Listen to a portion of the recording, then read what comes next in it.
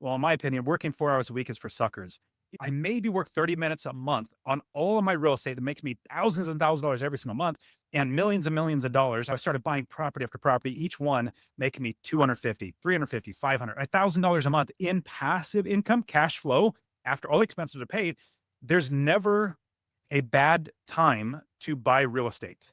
You don't wait to buy real estate. You buy real estate and then you wait because over time the value goes up. When is the best time to plant a tree? It was 20 years ago. The next best time is literally today. What we need to do is become an income builder that has a business that makes us money every single month and runs itself. Stop working for somebody else, making them rich, where you're selling your life. You're selling your time to somebody. That's the most expensive commodity you'll ever spend. Dustin Heiner joins me again. You can learn more what he's up to. One of the best places is go to masterpassiveincome.com. I'm going to have that as a clickable link in the show notes.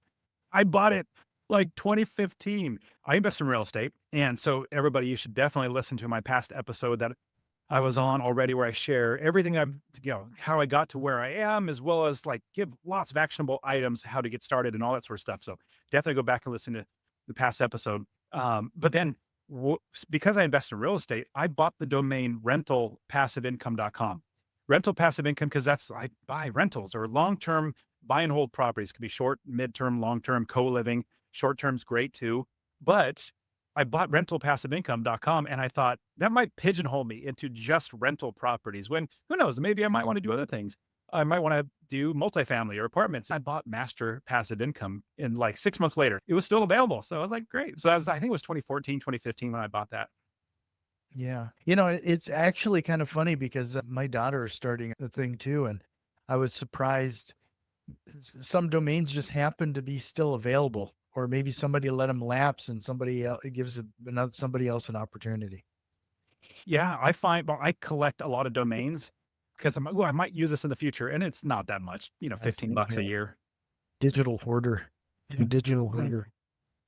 So, well, we were going to be talking a bit more like action oriented and maybe business formation, some things that people can actually implement today. But one of the things that I think is really interesting is that early on, you really decided your plan of attack, and you kind of laid the foundation, and you decided what direction, or maybe establish those goals.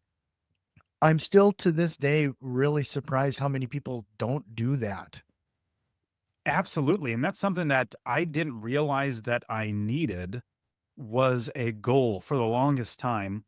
But then I read in 2005 or 2006, I read Rich Dad Poor Dad and learned of something called passive income and financial independence or financial freedom. You go to school, you get good grades. You take those good grades and you hopefully go to a college, university and get in thousands and thousands of dollars into debt and get a piece of paper called a degree. And then you go to other companies and you try to get a quote unquote career, work 40 plus years of your life, and then retire on 40% of what you managed to save that entire time working a job, is what I call it, a just over broke job. Well, we're all taught that. And without that, we go to work, then we go home and watch TV. Then the next day, do the same thing. And then we live for the weekends. And then I realized after reading that book, the book was great. Don't get me wrong. It was really, really good.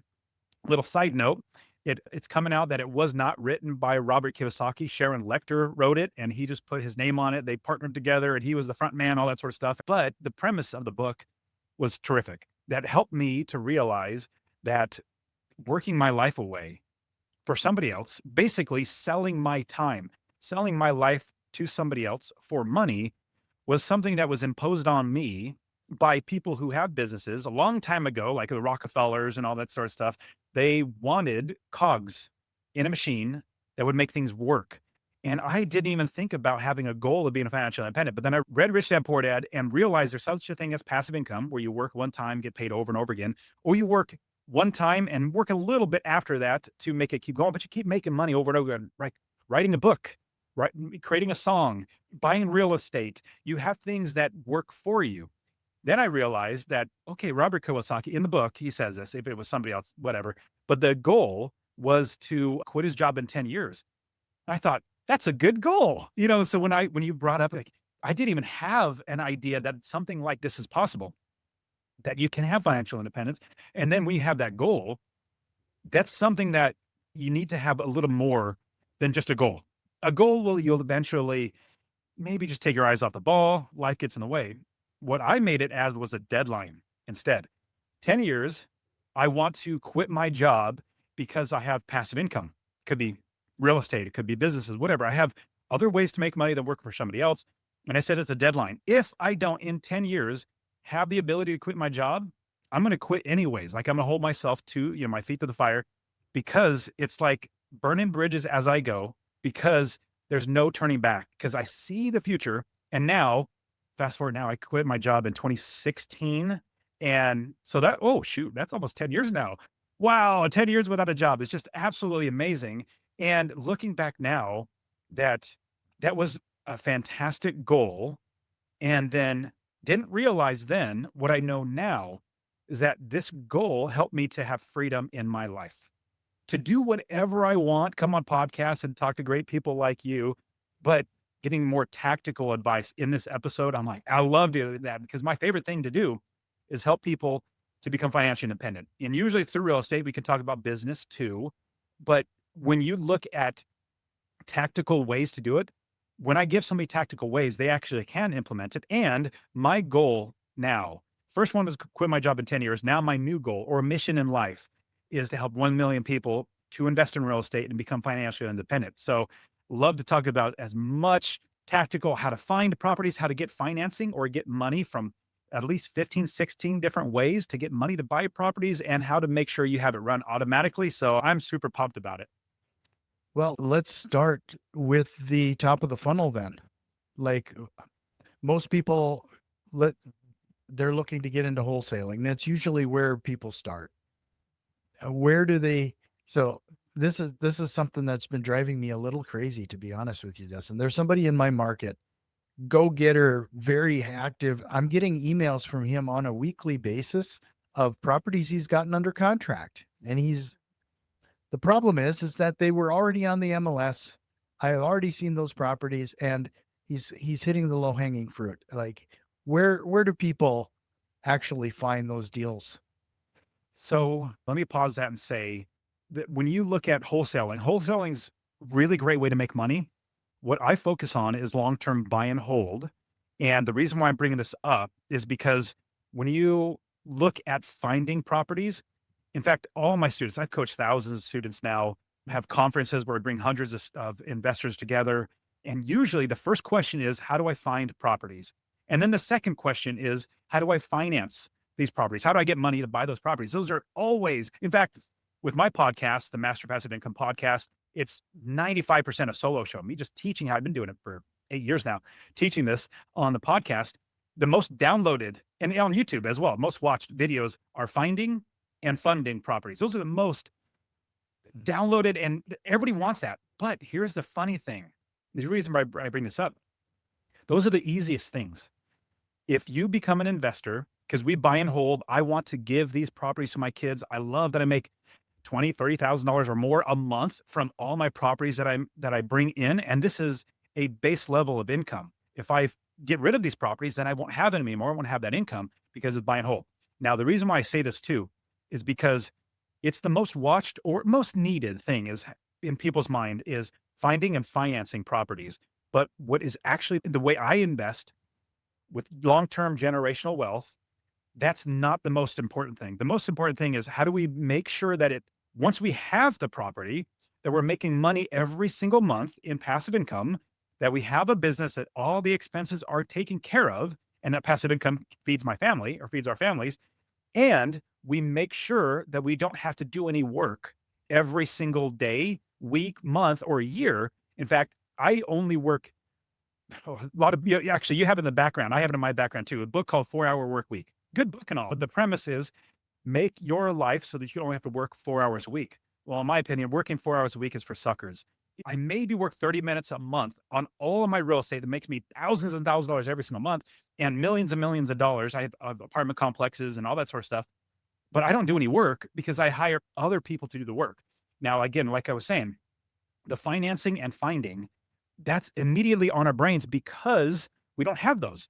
Totally get it. What we actually need is to build a business, and then that business is going to run perpetually. Now, having said that, let me jump right back into the tactical ways how to find the right properties. So here's what I do. If you're going to do this the right way, you have to hit it from two different approaches. Number one, you find your own properties, which we can get to in just a second. The second way is you have other people find you properties. Lots and lots of people, other investors, property managers, contractors, title companies have even sent me deals, or even just family and friends. And what the way you do that is by letting every single person know that you're an investor or that you buy real estate or you're looking to buy real estate. Every single person that has ever met me in the last 15 years know that what I am is a business owner that owns inventory, which is my real estate. I tell everybody that I'm a business owner that owns inventory and I invest in real estate. And when I invest in real estate, either somebody says, "Oh, that's interesting, tell me more," or if they don't care, like, "Oh, okay, that's great," and they move on, which you're already telling people that they need to equate you as somebody who buys real estate or somebody who invests in real estate or somebody who's in real estate. And they're like, "Oh, let me go back to that person and talk to that person." So that is number one way to ever find deals is everybody needs to know you so that people send you deals. I get deals all the time to my inbox, to people call me, text me because they know me as an investor. If you don't do that, you're missing out on so many deals. Now, if you're going to find them on your own, remember the first way, those are inbound. I get lots of those all the time. But if you're going to find them on your own, what you need to do is really start attacking a list or finding a list and start attacking this list so that now, when I say a list, let me clarify that a little bit more. You need to go and find not Zillow or Redfin or Trulia or Realtor.com. Those are all MLS deals. Those are already off the or on the market, which means all the equity, all the extra money that you would make by doing work is already taken up by somebody else. You need to find off market deals. Number one, if people know you as an investor, they're bringing off market deals. But number two, if you go and find a list, there's a bunch of great services out there. PropStream's one, Land Value, I think is another one, Land Portal's another one, but a lot of different companies, you can get these lists. And these lists, you clarify and break down the criteria. You filter them down to maybe they have, oh, let me give you more actionable.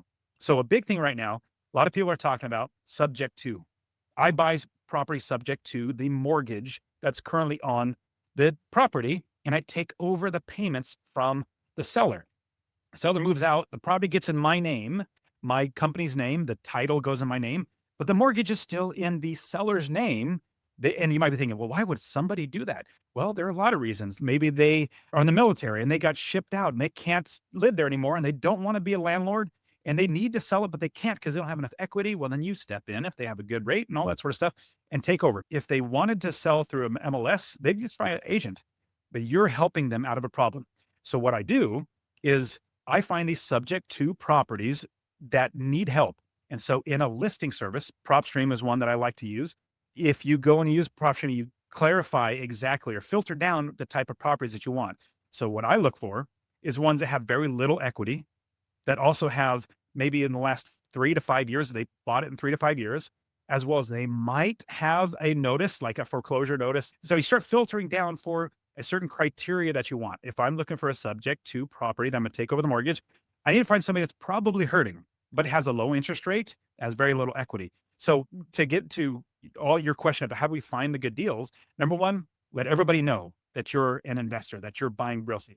Number two, you really need to get good at finding off-market deals. And the technology now is so much better. In 2006, when I first started investing, it was so hard. You have to drive and oh, there's a lot of weeds on that one, or the lawn's growing, or there's notices on the door. Now these lists out there, you can filter them so much that I just did it the other day. There was thousands and thousands of properties that we can find, filtered down to 46 different properties that we can then go after, start calling them, sending letters and things like that. Yeah, it does to me. I know exactly what you're talking about. We do the exact same thing. I prefer Deal Machine when it comes to that type of stuff. But the list stacking that you can do with the technology, and then like what I think is crazy, I'm not sure about PropStream, but in Deal Machine, it even does the skip tracing for you now too. Led the way in having skip tracing be free or included. I was talking with, he started Deal Machine. David David. Lecko. Yeah, there you go. Yeah, talking to David. And he said, you know what? I want to start giving everybody a way to do skip tracing for free. And then now the other companies are doing it. But yeah, Deal Machine's great. Deal Machine's Yeah. another great software that it even will help you call. You make phone calls or send letters. You need to get good at finding off-market deals, especially if you're going to be a wholesaler. My goodness, you can't find ones on the MLS. There are Yeah. all the meat has been eaten off the bone. There's not even a bone left. So you have to get them off market. One of the things that people need to get over, you mentioned introducing yourself as a real estate investor. Now, that's a big mindset thing. And it took me a bit, even though I had a full time job and I was doing some other things, to call myself a real estate investor. It was a bit of a hurdle. I think it is for everybody. And here's how I did it. So go back and listen to my past episode where I share this, but I'm going to go right to the punchline. I was stable, secure job working for the government and thinking life is great. But then after having my fourth child, I get laid off like 2 weeks after my child's born. So this is in 2010, 11, something like that. I get laid off. But then I realize, oh my goodness, I need to be able to provide for my family. So when I said that you need to start calling yourself an investor or a business owner that invests in real estate, the reason why I learned that was because nobody knew me as an investor, but I just got laid off. And life got in the way because I knew I needed to be an investor. I had one or two properties to making me money, but life got in the way, so I stopped doing it. And then I realized I need to tell everybody I'm an investor so that I can build my business up. And then how I said it was, start telling everybody I'm an investor. Whenever they ask the question, "What do you do?" We would normally reply with our job, our job, our just over broke Mhm. job. Well, we're projecting out to the world that the value that we put on ourselves comes from our jobs. I said, "No, my value doesn't come from my job. My value comes from my God and from myself and from my family." So right then and there, I started telling everybody I'm an investor. Now, it may so happen that 100% of my money comes from my job. That's not my part-time job. I'm a full-time investor. So I started buying property after property, each one making me 250, 350, 500, $1,000 a month in passive income, cash flow after all expenses are paid. Eventually I had 30 plus properties making thousands, like tens of thousands of dollars every single month. I was like, I'm losing work here. So I quit. But that was a mindset shift for me was I had to realize my job that I have is a part-time job. It doesn't matter how much money I make or how much money that I don't make over here. I am a full-time investor. Well, I'm just going to remind everybody, head over to masterpassiveincome.com. Since you're giving them that, let me just go ahead and throw one more thing in there. Let's give them a free course. My course Okay. completely for free so that they can get started. My mission is to help 1 million people to invest in real estate. You go to masterpassiveincome.com/free course. I'll absolutely give you my course that you can get started right away. Show you how to anywhere in the country. I invest in 5 states. We invest in out of state, how to build a business so that it runs itself, how to make passive income, how to make sure other people doing the work and scale your business to become financially independent. So yeah, masterpassiveincome.com/free course, or you can even text the word rental, RENTAL, to 33777. I'll give it to you completely for free. Well, those are going to be clickable in the show notes as well as where they can text you. This is what's really important here. This show only grows if you, as an investor who finds some value in this, shares this with another investor. So please do that. If you're watching us on YouTube, like and subscribe goes a long way. So with that, Dustin, I get a lot of, we found a property, we're contacting them. I'm always asked for scripts. Like, what do you say to these people? That's a good question because people think a script, like what do I say? A script is only going to help you inherently. What we need to do when we're talking to anybody is have a conversation. This is a human being on the other line. If you go through a script, it's going to work 10% of the time, 20%. Like, it might work, but what works so much better is if you treat them as if they're your next door neighbor or even a friend that you're calling on the phone and you think, how can I help this person? Now, give everybody. So with you listening, here's a little tip, a big tip that I'll give you. But if you're a salesman A worst thing you could do as a salesman for anything, selling anything, worst thing you could do is say, here's what I'm selling. Here are all the great features. Here's why you buy. You're just talking. You have no clue what the person on the other end who potentially would buy. And same thing when you're selling, when you want to buy a property, you're selling to them, you as being the buyer. That's what you're doing. So if you start talking about you or what you can do for them and you have no clue what they want, need, or even have desires, and they like, oh, who is this person? Then it's going to not go very well. Instead, just like in sales, you're selling yourself to this homeowner. You're trying to sell them the fact that they should sell to you.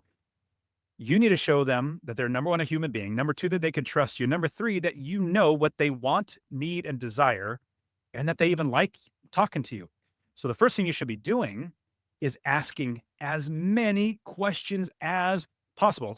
Don't do the script. You don't need to be talking.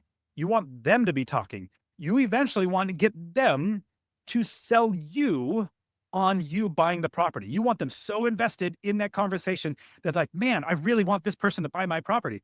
That's where you win.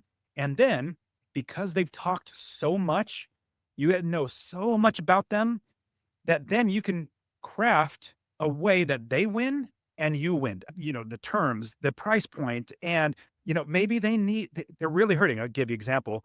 When we do subject to, we take over the mortgage and put the property in our name, they move out and we put a tenant in there. Maybe you do Airbnb, but we make money without a mortgage. We didn't even have any money to deal unless, let's say, the seller in our asking questions like, man, we're really hurting.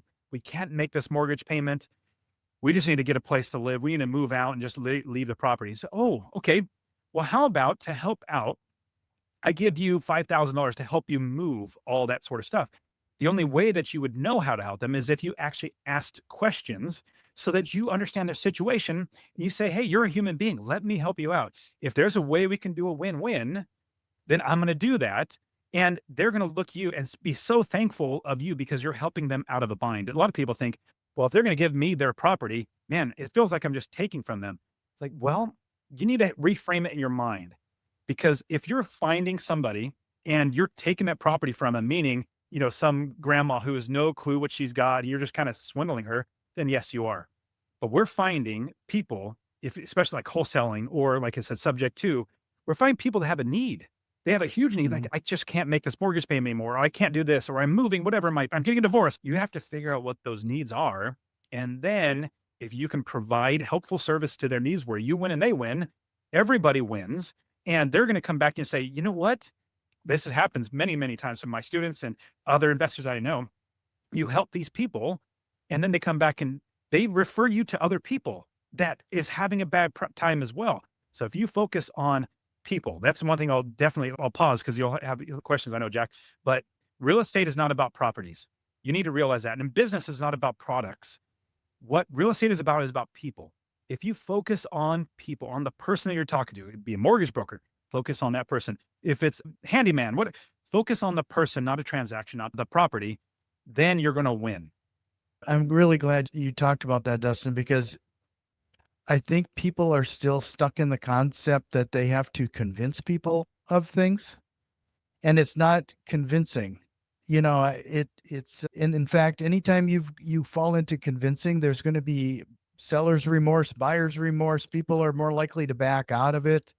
You're asking for trouble down the road. And it's not until you understand the situation, what's going on, and help them paint their ideal picture. You're absolutely right. That's the only way. And the more transparent you are about the process and how things are going to happen, and They trust. one of those things I think is hilarious is that these people know they're calling you. They know you're running a business. They know you have to make money, that you're going to want to make money. But to try to hide that in some way is being just downright silly. It absolutely is. And one thing I'll add too is what I've even done, and a lot of investors that I know who are focusing on the person, we like, let's say we're wholesaling, but at the same time, if you're trying to help the person, when I do subject to, let's say they can do much better on the MLS. Sometimes I might say, hey, if this is what you need, you have a lot of equity in here, put it on the MLS, you'll make a lot more money doing it that way. And that shows that you're not in it for yourself. You're in it to help them. And eventually they come back around and say, you know what? I'm going to go ahead and sell it to you because I really trust you and I have this equity and, I'm totally fine with this. The more, like you said, transparent, honest, and even just like treat them as a friend, that's going to make you so much more money in the end. It's just really good to hear you say that, Dustin, because it is one of those things that actually that's one of the questions I typically ask is that it sounds like a great property. Why wouldn't you list it with a realtor? Because more times than not, that's going to be more revealing than anything else. Like Totally. what I also think is something that people need to come to grips on is the fact that many times the people that you're talking to, this is the first time they're saying something out loud and it's hitting their ears for the first time. So it's almost becomes kind of a therapy session in a way as they're coming to grips with some things. You're 100% right, especially when you're asking questions. I mean, that's what I'm just making this up right now, or like realizing right now. Like, I've never been to like therapy, but when I've done counseling for couples, my wife and I do counseling for couples in the church and everything. And so what we do is ask questions. We don't just start talking, we ask questions so we can understand them and who they are. And then when they talk, they start fleshing that stuff out. And then you are seen as somebody that's helping them, especially like when I talk about, buying a house from somebody. Well, I'm hoping we can spend a few minutes on identifying people's buy box. The reason I'm bringing this up is from personal experience. When I started buying rental properties, the biggest mistake I made was just buy properties that hit a certain cash flow. And at that point, I was buying a lot of houses that were over 100 years old, and it came with a ton of problems, and your cash flow evaporates like in a heartbeat. So, talk a little bit about the importance of that. I think the buy box is terrific. To get your buy box of what you're going to be buying, I also start with your goals that you have for your investing, your financial situation, as well as your risk tolerance as well. When I first started investing, I didn't know what I was doing. It was in 2006, and my property manager started stealing from me within 6 months because I didn't know what I was doing. That helped me to realize we need to build a business and then buy inventory. Because my property manager started stealing from me because I didn't know what I was doing. I was following those infomercial gurus. I went to one of their seminars and I got suckered into that. And I was following what they were telling me and it was all wrong. But anyways, we build a business. And when you build a business, then hopefully you have other people doing the work for you. And then you realize that when you have other people do the work for you, you need to have characteristics in terms of that's going to fit your goals. My goal was to make sure I'm making a certain amount of passive income. So I find properties. But here's what happened. In 2006, I started investing in, and I hesitate saying where because it's a really hard place to invest. In fact, I deter them from investing in the city. It's Youngstown, Ohio. That's where I started investing, really economically depressed, hard to find property managers. The properties are 100 years old and you could buy them for $30,000, $40,000. But the tenants and the property, it's really hard. So when I say that, if you're going to do it, it's really hard. And I'm an investor. I try to make it simple. And I'm telling you, Youngstown's really hard. My goal was to get financial independence. I wanted to get cash flow. So in these areas, you're going to get lower priced homes, which is nice, and higher priced rents, which is even better. So higher priced rents in general. So you're going to get more cash flow, but you're also going to get some headaches. So let's say your buy box, you're saying my buy box, it leads from my goals. We have to figure out my financial situation, my goals, my risk tolerance, high risk tolerance, meaning I just wanted to get as much passive income as possible. Let's just do it. Now, if your buy box is, well, I want to buy homes that are $100,000 and my risk tolerance is okay to do that if they're 100 years old because I get more cash flow, then we go after those. But now if your buy box or your goal is to, man, I don't want to have that much headache. I want to buy $300,000 homes that I still make passive income, let's say $200, $300, $400, $500 a month in passive income. So I have less headache, then your buy box changes. So first we start with our goals and what we want out of those goals, our risk tolerances as we figure those out. And then that develops our buy box. Give the example, the buy box for a subject to properties. The buy box is higher priced homes and they've maybe been sold in the last 3, at most 5 years, have a lower interest rate and a high dollar amount of value, but the equity is very low. So that's a buy box. But if I want to, like a lot of my students, when we're investing in Midwest, we find homes that are maybe $120,000 that cash flow maybe $200-300 a month because over the time the mortgage goes down, gets paid down by the tenant, rents go up. In fact, a lot of my properties, I'm making $1,000 a month because I've owned them for so long and the mortgage get paid off. So as far as a buy box, we have to figure out what our goals are, financial situation, risk tolerances, and what we want out of the properties. Does that all make sense or does that help at all? No, that makes a lot of sense. And it goes back to like at the beginning of this conversation. It's all about setting those goals and using that as your North Star, making sure that everything is being driven towards those goals. Yeah, because if your goal is to make you want to wholesale, let's say you want to flip a property, like something where you're not buying long term, that's going to be a whole different buy box. Because, especially if you're flipping or wholesaling, you need to get 70% of the market value. Like you need to get properties like that where you're capturing at least 30% equity. And my buy box doesn't fit that, or I don't need to get 30%. Those are great. I'd love to get those and put those in my portfolio, which I do. I get those off market. In fact, I bought one recently for $67,000 and then it rents for 1,300 bucks, which is really, really good. But I had to put $20,000 into it. So I'm out of pocket total like 90 grand, but the value is 140,000. So we do get those, which is great. I could turn around and sell it, but I'm like, why would I do that when I make $400 or $500 a month in passive income? And so when you understand what your goals are and then you put that in your buy box, but wholesaling, flipping is totally different. So I just look at all those as a big picture to help us go after. Another quick example of a buy box. So I live near Nashville. My buy box for this area is I want to buy a house for us to move out of this house. We bought this house as an Airbnb or turn into an Airbnb. We moved into it, moved from Arizona to Tennessee. I want to turn it back into an Airbnb. So I got to buy another house, move into that one better and nicer and bigger and all that sort of stuff. And then leave this one. So that's my new buy box. And so every time you look at what your goals are, you have to develop that every single time. Well, Dustin, again, what a great conversation. I really appreciate all the value you continue to bring to the show. Head over to masterpassiveincome.com/free course to take advantage of what Dustin has to offer there.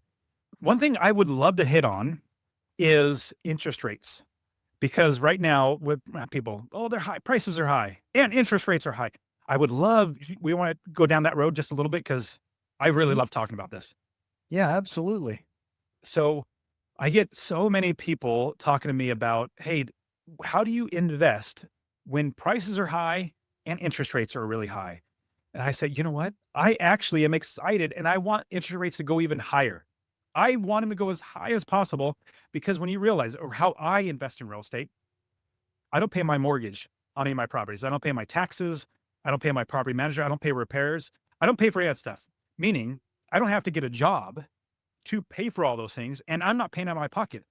I make sure I buy a property because it's long-term buy and hold. My tenants pay for all those expenses. So if the interest rates are high, I don't care because as long as I buy the property at low enough dollar amount that the rents cover the interest that I'm paying, even if it's 12%, 15%, as long as my rents cover that, it doesn't matter. Let me give you a quick example of what that looks like. Let's say you have a candy bar business and all day, every day you can sell a candy bar for $1 and you know that you can buy it for 50 cents. You'd say, man, I want to buy as many candy bars because I know I could sell it all day, every day. But let's say you didn't even have that 50 cents, but it costs you 25 cents to borrow 50 cents. Well, you're out of pocket 75 cents total. And you sell it all day, every day for $1. You make 25 cents on every single transaction. So that's two things. Number one, we make sure we make income. You don't get into business without making money. So 25 cents you're making. But then at the same time, the second part is it doesn't matter how much it costs to get that interest or to borrow that money unless it goes over your expenses. Like if it costs you $1.10 in order to sell it for $1 because you have that much, then don't do the business. You want to make sure the interest rate is paid for by the tenant. If the interest rate is paid for by the tenant, all the expenses are paid for by the tenant, and you're also making money every single month, then it's just a cost of doing business. Then you just think, well, how do I borrow more and more money? And so with interest rates go up, the reason why I want them to go up even higher is because number one, I don't pay for it. But number two, that prices out my competition. Now, who's their competition? Now, wholesalers are not my competition. In fact, I buy a ton of properties off of wholesalers. I love buying off of wholesalers. They're fantastic. They do all the work and I get the benefit. Other investors are not my competition. Who are my competition? Homeowners. They way overpay for properties. They make sure that like, oh, this is the perfect house. And like, oh man, you're paying way too much. I don't care. You have homeowners as our competition that bid up the prices. When interest rates go up, homeowners are priced out of the market, prices come back down. And so I'm super excited about interest rates. But here, one quick last thing. I just refinanced. This is my primary residence we're living in.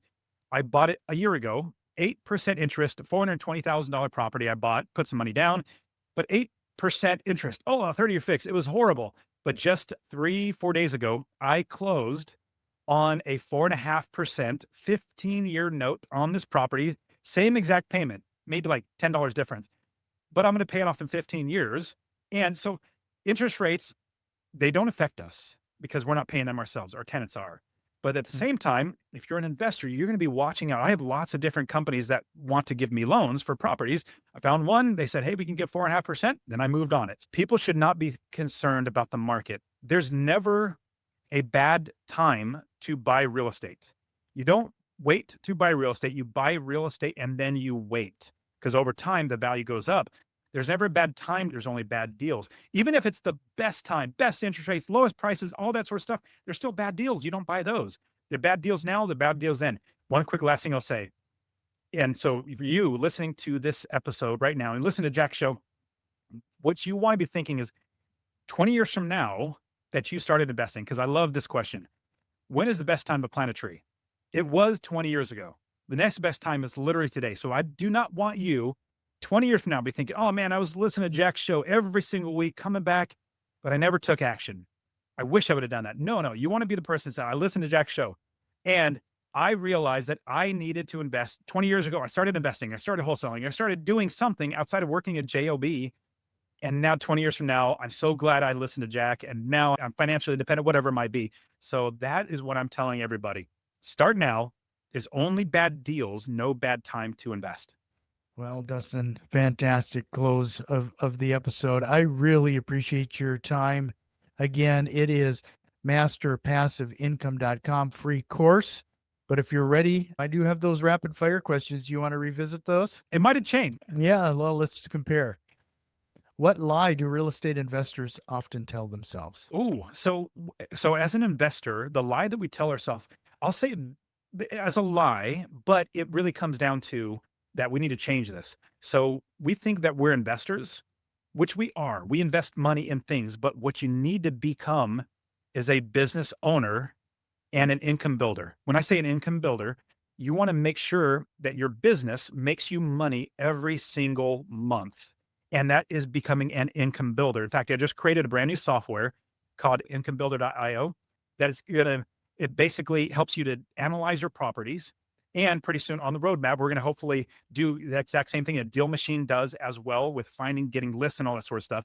But the lie that we tell ourselves is we're an investor, but that limits us because we then think, let's hope for appreciation. Let's not make sure we're making income. Let's not build a business. No, what we need to do is become an income builder that has a business that makes us money every single month and runs itself. If you could go back in time and give your younger self a piece of advice, what would it be? Let's see. I would passive income or cash flow. So that if I would have learned, so when I was 26 or 27, when I learned about passive income, if I was 15, in fact, oh, let me say it this way. I'm living that out because I have 5 kids. My oldest is 16. 3 months ago, she bought her first rental property, making passive income because she's her dad her entire life. I've been teaching this stuff as long as she's been born. And so she's been hearing about passive income since then. So I'm make the next generation, teaching them and making them aware of passive income. So if there's one thing, it is stop working for somebody else, making them rich, where you're selling your life. You're selling your time to somebody. That's the most expensive commodity you'll ever spend, sell. You can't create any more of, can't make any more of, earn any more of. And so now it's how do you make passive income, which you work one time, get paid over and over again, rather than working for somebody else. You don't want active income, you want passive income. I really like that you continue to say you're selling your life. I don't think people like it, it's such a exclamation point on that. I mean, it's exactly what people do. There's reasons why we say, you're investing your time or you're wasting your time. We even have it in our vernacular regarding how we're leveraging our time as if it's currency. Do you have a book recommendation, or what are you reading right now? Yeah, so this will probably be the exact same as last time. So I'll give you two. Number one, I'm always, every day, all day, reading the Bible. So I read it multiple times a day. Listen to the audiobook, audio Bible, read it to my kids. And so if there's anything that's like my guiding thing is whatever the Bible says is I go after. And so everything that I do now is based on that. The second book, it wouldn't be Rich Dad Poor Dad. That's a great book. Don't get me wrong, but you could sum it up and get passive income. What I would recommend is Richest Man in Babylon. That is written by George S. Clausen. Financial principles that every person needs to know and implement in their life, written in fiction. So it tells a story of a person, and you learn the lessons that they learn, and it sticks in your brain because it's a story. Fantastic book as well. Well, going back to the Bible, there's a reason why Jesus said so many things and taught in parables. I mean, that's just the way we're wired. It just sticks a heck of a lot better. It sure does. And then finally, what single strategy or tool have you implemented that has had the biggest time saving impact to you or your business? So now I'll give it away that I've been working on, so we had a spreadsheet that would calculate and do all the analyzing and everything. But it was now I was like, you know what? I can develop an app or a software that would do all this, use AI and all that sort of stuff. It's incomebuilder.io. You could get a free plan, start using it right away. But this has really saved so much time. And so what I would have a spreadsheet, I would be doing like a bunch of different tabs and all that sort of stuff. Where I said, you know what, let me just put it inside of an app.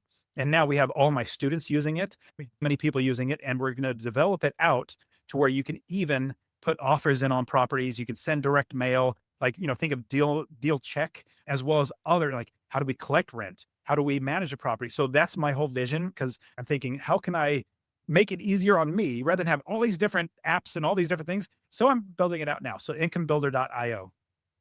Well, Dustin, this was fantastic. One last time, it is masterpassiveincome.com/free course. And hope you'll consider coming back again sometime. That's always great. Absolutely, Jack. Love chatting with you. Real estate investors who are podcasters are terrific people to chat with, but thank you very much.